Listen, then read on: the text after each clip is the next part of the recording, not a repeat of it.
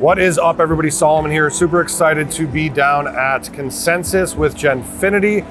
Equally excited to say that we have quite the legend in the Hedera Hashgraph ecosystem, who is Mance Harmon. Mance was the co-founder of Hedera, and he is the co-CEO of Swirlds Labs. Mance, how are you doing today? Doing great, thank you. 100%. So I would love to learn a little bit about what are some of the most exciting aspects within the Hedera ecosystem that you saw in 2022, and what are you most excited about throughout the course of this year moving forward into 2023? Well, in 2022, we made some pretty big changes to the organization. We completed a process of decentralization that started years ago. We first decentralized governance. That started back in 2019 with the council, and we brought in our first council members, continue to add council members over time to decentralize that governance. And then subsequent to that, we began decentralizing operations, originally by creating the hbar Foundation initially, followed by the further decentralization of operations out of Hedera into a new organization, Swirlds Labs. That's where we are today. Lehman and I are in Swirlds Labs. This was a major milestone in terms of the decentralization that we wanted to accomplish. Since then, there have been other organizations that have been created, not by us, but by Hedera, the Hashgraph Association, the DLT Science Foundation, and so 2022 from a governance and decentralization perspective was a really big year. Open sourcing the IP as Open well. sourcing the IP, another big milestone. Yeah. So we originally started with closed source while we grew the project and developed the software. We got to the point where we felt comfortable, indeed, that it was time to open source the software. That's now been done for some time. I'd forgotten about it. It's been that long. It's been, I don't know, more than a year now since we open sourced. So that was another major milestone, 2022. 2023, wow, it's all about growth. You can see the growth in the number of accounts being created on the network, total number of accounts plus active number of accounts. TPS is through the roof. So I remember that it took 18 months to get our first billion transactions. 18 months from when we launched. We are now logging about 1 billion transactions every 3 weeks. That gives you a sense. There's no other layer 1 protocol out there that comes close. They're all legitimate transactions. There's no double counting that's going on. Usage of the network is through the roof, and it's indicative of the kinds of use cases that the use cases that are driving that are indicative of the kinds of high volume, large scale use cases that we anticipate will be coming to the project in the future. What's really interesting as well is that you just gained another governing board member in Dell. Yes. And the aspects and use cases around edge computing, which if you look into that is really fascinating, kind of bringing outside aspects into the core and utilizing Hedera services and technology and enable in order to do so. Should we be expecting more governing council members coming down the pike soon? Let's say 2023, for example. And what does Dell's joining the governing council mean for decentralization of the network? Well, every council member helps us decentralize even further, right?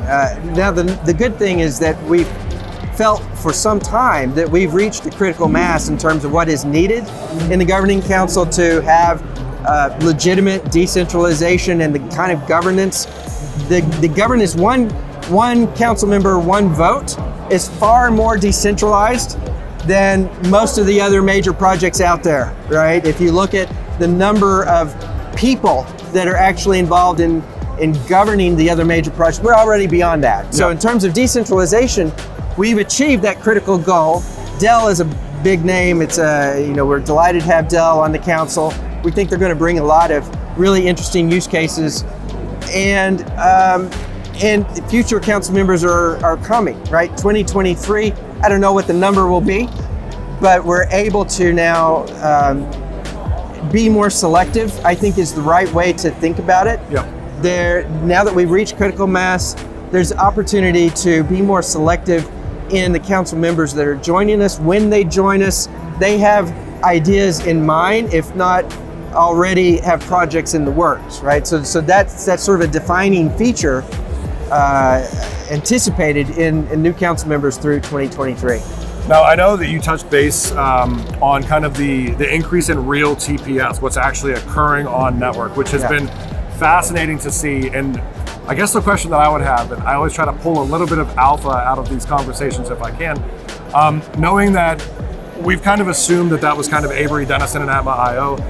Obviously, you don't have to confirm that, but we know that there's other things coming down the pike. So something like the Coupon Bureau and what is represented within that. Should we, I don't know, let me think of the best way to phrase this. Is 1 billion transactions every 3 weeks over time going to be just a drop in the bucket for what's actually occurring on this network? Look, I think that we haven't even begun to scale. No, I mean, this is like the first drop in the bucket.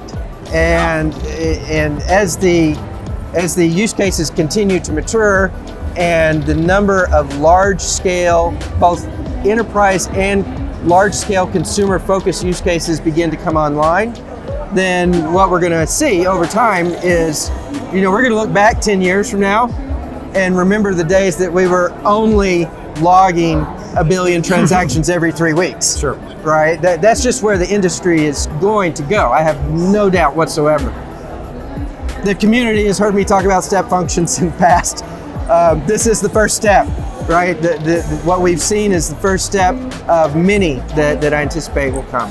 And then the last question that I have is, talking about decentralization, the importance of, we see so many kind of catastrophes in this space over the past couple of years. You could think about what happened with FTX, and a lot of the root cause of those is custodying your own assets and understanding the importance of that. So Lehman had brought up kind of the DREC aspect, so decentralized recovery and decentralized storage, probably about 5 or 6 months ago. If you could touch base a little bit on where they stand, that'd be fantastic. Yeah, well, there has been work on decentralized recovery. It is different than other proposals in the market for how to solve this problem. We think it has some fantastic features that we'll go into in some detail in the nearer term.